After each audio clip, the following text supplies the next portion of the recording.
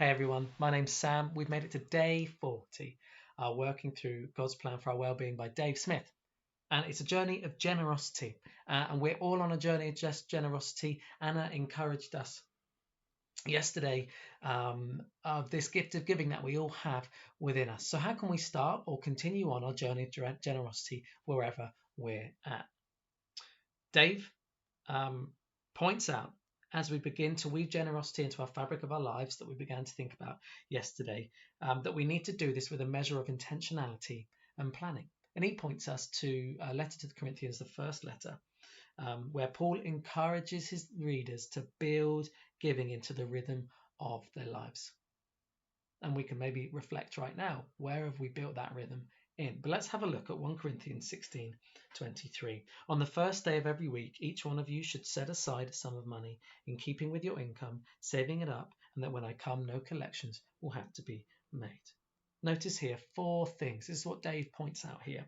Giving is to be prioritized, regular, so on the first day of every week, regular, prioritized, planned, set aside a sum of money, and proportional in keeping with your income. Yes, we're being called to be generous and we're on a journey of generosity, but we need to be wise and a good steward of our monies, that it's proportional to our income, where we're not putting ourselves in financial danger in being generous. So have that in our mind as we begin and carry on our journey of generosity. So, priority. Elijah begins to teach this lesson to a widow in Zarephath that he comes across. This whole idea of putting God first, prioritizing Him, in that when we prioritize God, it's for our own good. So he meets this widow and he asks that she feed him. And all that she has enough is to make some bread for her and her son. But Elijah asks her to feed himself first, and then there'll be enough for the widow and her son.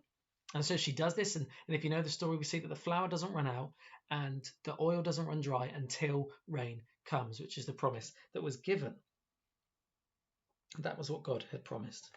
So the principle of giving first to God is here in this story. Where are we prioritizing and giving first to God for our own good, knowing that there's blessings to come from that? It's a priority, and it's a principle that runs throughout the Bible. If we believe that God is really the Lord of our lives, we should be putting him first in all things. That includes our financial situations. Why? He gave his first and his very best. Jesus came and he died and he rose again so that we can have right relationship and be adopted into God's family. God's given his first and his best to us.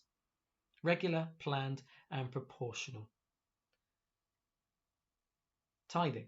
That's one thing Dave looks at here and majors on, is that a tithe, a tenth of one's income, as an act of worship to God. And he also points out that others may focus on the New Testament principle of grace-motivated generosity, which touched on yesterday. So tithing, giving that 10% or what you can afford right now to be giving to a church or to a charity, wherever you're choosing to tithe, that first kind of fruits to be given to God. Me personally, that'll come out of my pay packet on the day I'm paid. It's gone. So as that money comes in, that money's already gone back into church, into God's hands, given to him, so that I can honor and worship him through that act of giving 10% of my income. And that's what Emma and I both do. And we've seen blessings from that. Recently, we were blessed with a car that my grandmother gave to me and my brothers. They were both fine for an extra vehicle, and they offered it to me, and they were so generous and kind to say, hey, this could be ours as a joint venture, which would be a little bit tricky, but they offered it to me and Emma as a second vehicle, which has been a major blessing and has helped us financially in some ways. But just where we can see God bless us when we're putting him first for our own good, choosing to tithe, but making sure that it's regular, planned, and proportional. So have a think today and reflect. However much or little you have, spend time thanking God for the provision. Invite him to touch your heart and to have a fresh revelation of his love and generosity towards you. Take a look at Paul's principles, prioritize regular, planned, and proportional, and begin to consider how that can impact your journey of generosity. I'll see you soon. Thanks so much for tuning in.